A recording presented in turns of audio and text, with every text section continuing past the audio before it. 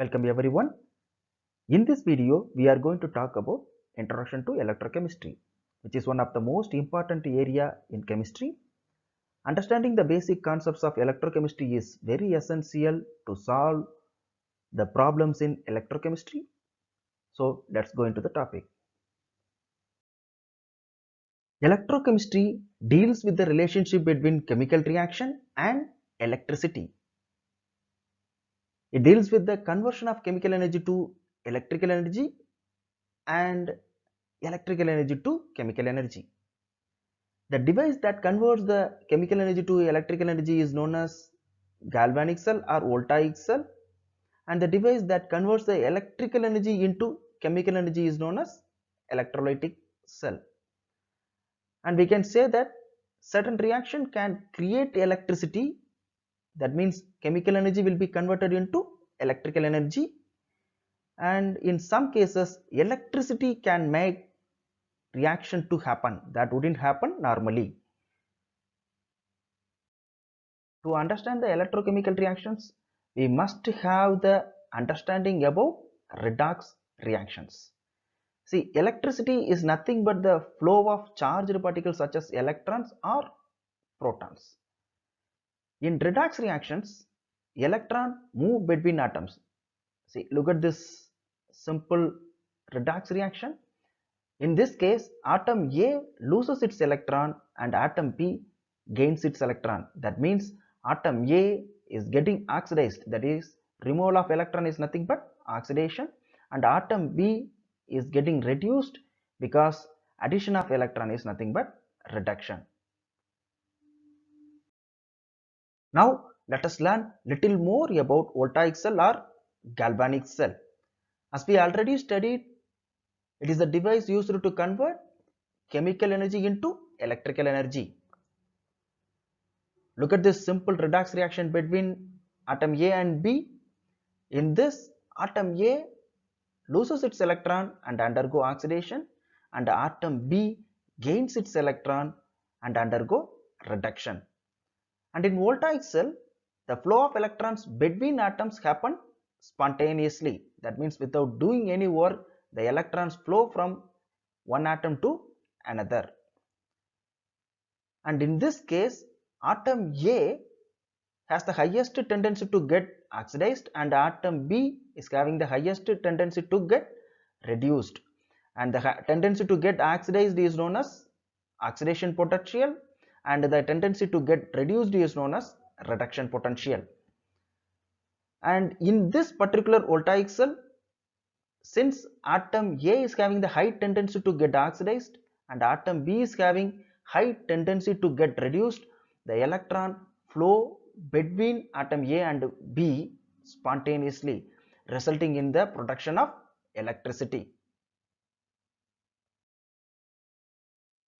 Now let us learn about electrolytic cell, which is used to convert the electrical energy into chemical energy. So just consider this redox reaction. In the case of voltaic cell, the flow of electrons from atom A to atom B is spontaneous because A readily loses its electron and B readily gains the electron. In case if A does not readily lose its electron and B does not readily accepts the electron, what will happen? The flow of electrons from atom A and B is not at all spontaneous.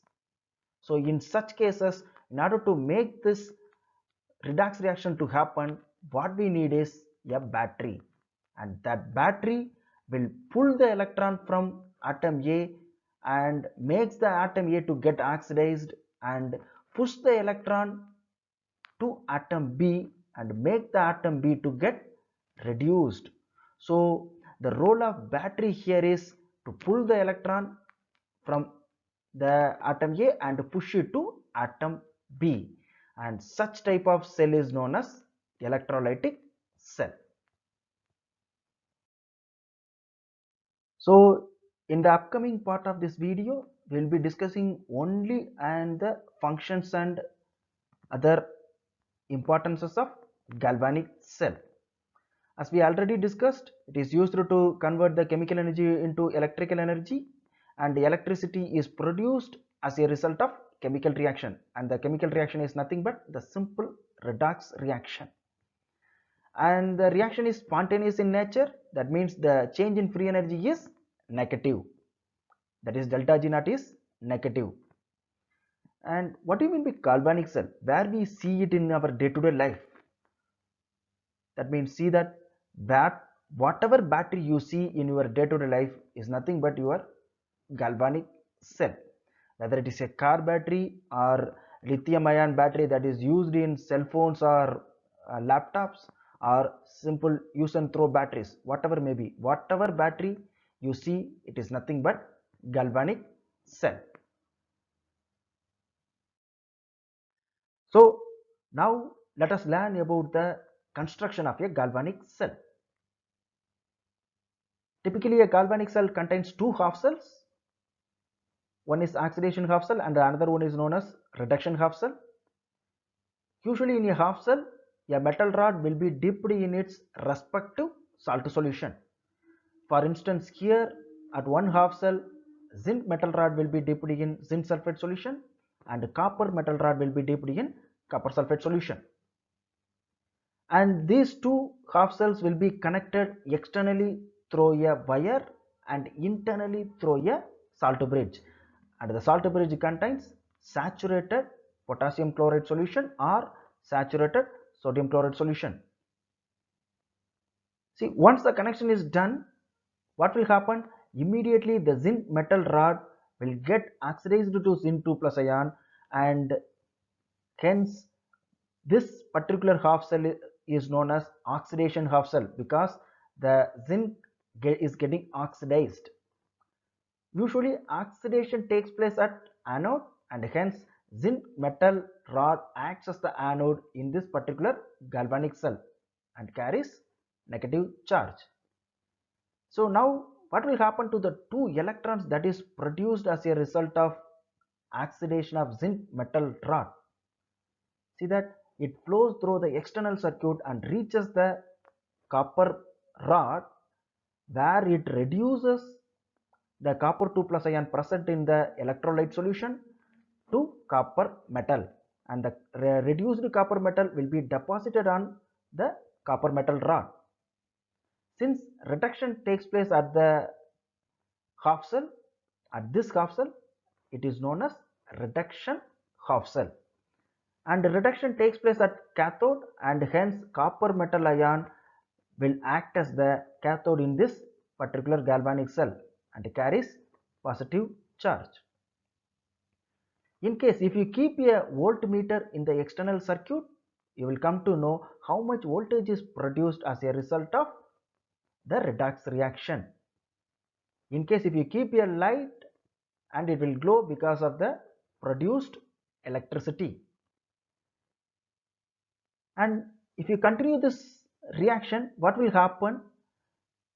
See that zinc will keep on get oxidized to form zinc 2 plus ion, and hence the positive charge will be accumulated at oxidation half cell, and in the meantime copper 2 plus ion will be getting reduced to copper and it gets deposited at the copper metal rod, and hence the negative charge will be generated at the reduction half cell.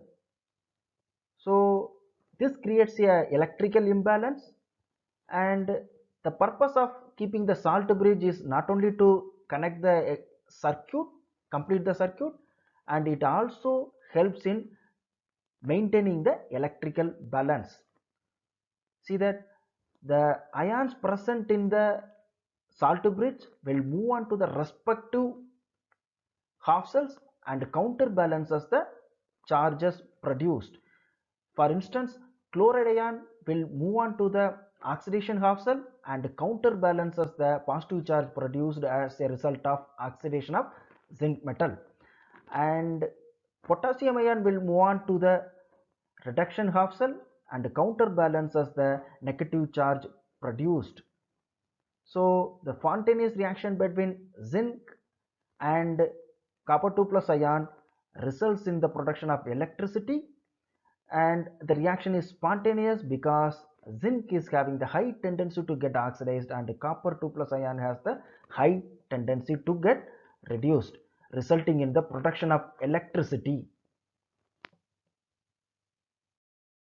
Now the question is, why zinc is oxidized and copper 2 plus ions are reduced in this galvanic cell rather than copper to get oxidized and zinc 2 plus ion to get reduced? See, compared to copper, zinc is having the high tendency to lose its electron, that means high oxidation potential that makes zinc to oxidize easily. Similarly, compared to zinc 2 plus ion, copper 2 plus ion has the high tendency to accept the electron, that means high reduction potential, and hence copper 2 plus ion readily accepts the electrons to undergo reduction. See that zinc is getting oxidized and copper is getting reduced, and the half cell reactions are given. The oxidation half cell reaction and the reduction half cell reactions are given, and if you just add these two, you will get the overall cell reaction. That means zinc plus copper 2 plus reacts to form zinc 2 plus and copper. Another important area in electrochemistry is electrochemical series, and we must have the clear understanding to solve the problems in electrochemistry. See that these are the two half cell reactions that we discussed in the galvanic cell, and zinc is getting oxidized and copper 2 plus ions are getting reduced, and one is oxidation half cell and the another one is reduction half cell. But in electrochemistry, half cell reactions are usually expressed as reduction cell reactions rather than oxidation cell reactions. Even oxidation takes place, we must write it as reduction cell reactions. See that zinc, although zinc is getting oxidized, we must express it as reduction cell reactions, and the respective reduction potential value is given here. And electrochemical series is nothing but the arrangement of elements based on either increasing order or decreasing order based on their standard electrode potential under standard condition. The standard condition is nothing but 1 molar concentration of electrolyte and at 1 atmospheric pressure and at 25 degrees Celsius. So if we know about, have the idea about electrochemical series, we can come to know the given element is oxidizing agent or reducing agent, or whether the reaction will be spontaneous or non-spontaneous. The electrochemical series is given here. See that here the various metal ions are, the reduction potential of various metal ions and elements are tabulated in the decreasing order. First of all, we must understand how this potential is calculated for a particular metal ion or element. See, if I ask what is your potential in running, your answer may be good or bad. And if you say good, my question will be, can you run faster than Usain Bolt? And immediately you will switch the answer, okay, my potential in running is bad. Suppose if you say bad initially, and my question will be, can't you run faster than a 90 years old woman? And again you will switch the answer into yes. So in order to decide once someone's potential, we need a reference, and that reference must be standard. We should not change the reference. So to calculate the potential of various elements or ions, we need to have a standard reference, and that standard reference is nothing but your hydrogen electrode. See that only potential difference can be calculated directly. There is no method available to calculate the potential of an element or ion. So if we want to calculate the potential of lead ion, construct a galvanic cell by taking lead as one electrode and hydrogen at another electrode, and measure the potential difference. And since the potential of hydrogen electrode is taken as 0, and the potential difference will give the potential of lead ion. So by this way the reduction potential of all the elements is calculated and it is tabulated. So hydrogen acts as the borderline in the standard conditions. See, we must keep the standard conditions, that means 1 molar 25 degrees Celsius and 1 atmospheric pressure. So we must keep the standard conditions. So in that standard condition the reduction potential of hydrogen ion is taken as 0, and the positive value indicates the high tendency to get reduced and the negative value indicates the high tendency to get oxidized with respect to hydrogen electrode. So the more positive E naught value suggested the strong tendency to get reduced by itself. See, look at this table. Fluorine is having the more positive value and has the strong ability to reduce by itself and hence acts as a strong oxidizing agent. If the species reduces by itself easily, it acts as the better oxidizing agent. And as we move from bottom to top, the oxidizing power increases because the E naught value increases. And as we move down the group, see that the reducing power increases because more negative E naught suggested that the strongest tendency to get oxidized by itself and hence regarded as strong reducing agents. In the case of lithium, it is having the more negative value indicating its strong tendency to get oxidized by itself and regarded as strong reducing agent. And look at the value of fluorine and chlorine here. See, compared to chlorine, fluorine is having the strongest tendency to get reduced. If you just recall the electron affinity of chlorine and fluorine, and chlorine is having the highest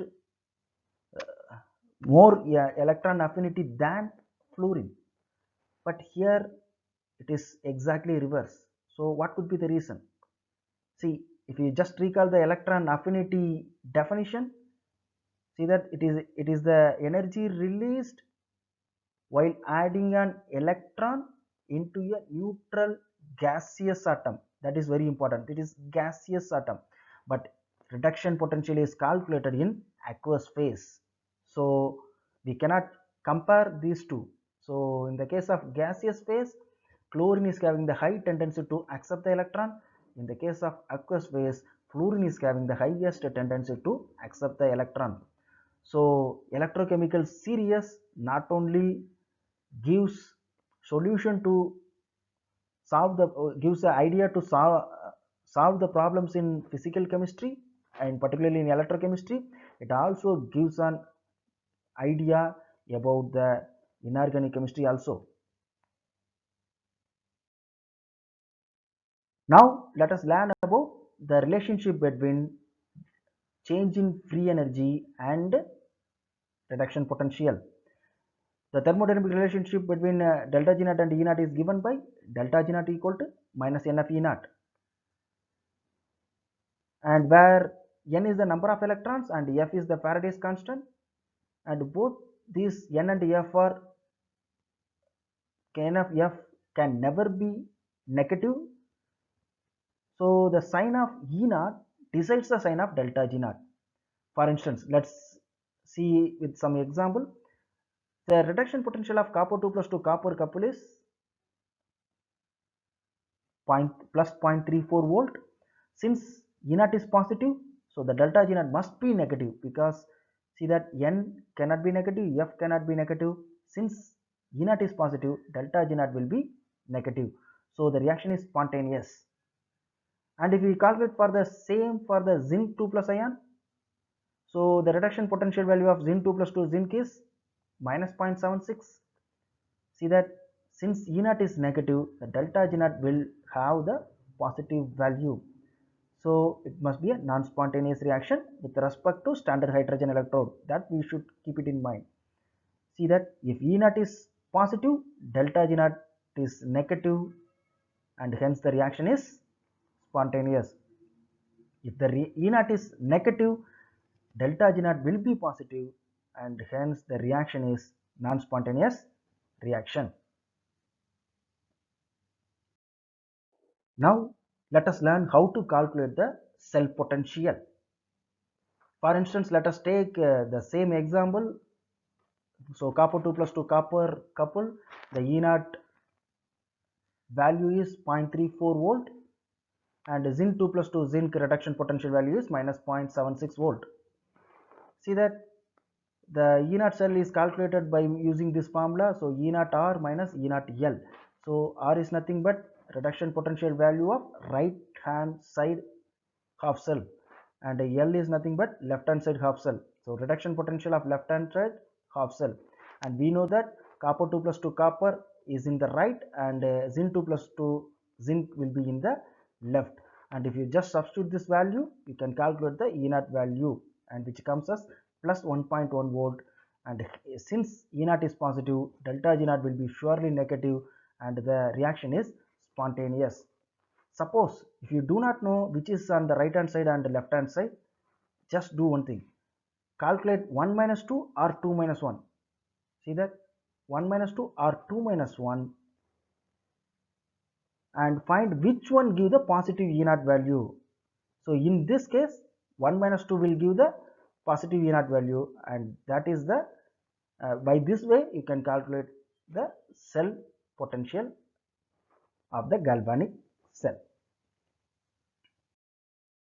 So far we have discussed about the introduction to electrochemistry, what is galvanic cell, what is the electrolytic cell, and the construction of galvanic cell, and few points about the electrochemical series, as well as the how to calculate the cell potential. And in our next video we'll be talking about the Nernst equation and cell representation and calculation of equilibrium constant of a reaction, and there are some tricks to solve the problems in electrochemistry, and that we will discuss in the next video, as well as electrolytic cell working principle and its application, as well as the Faraday's laws. So thank you so much for listening. If you have any doubts or queries, you can reach me through my mail, or just give your queries in the comment section. Thank you. Thank you for listening.